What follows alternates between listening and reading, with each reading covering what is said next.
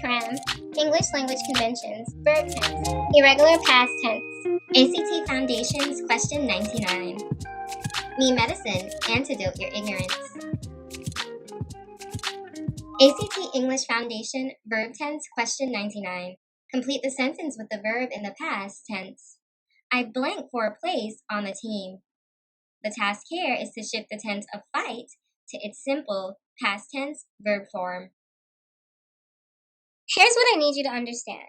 Most verbs are regular in the past tense. That means you follow a rule like add ed or add d to get the past tense form of the verb. Some verbs are irregular in the past tense. That means you don't follow a rule. Instead, you must remember the past tense form of the verb. Check out this example. Jacob lost his keys. Lost is the irregular past tense form of the verb lose. This is a correct shift, and the overall sentence is formatted correctly.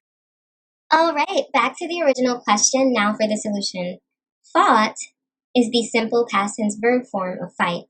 This is an irregular verb form, so you'll have to commit it to memory.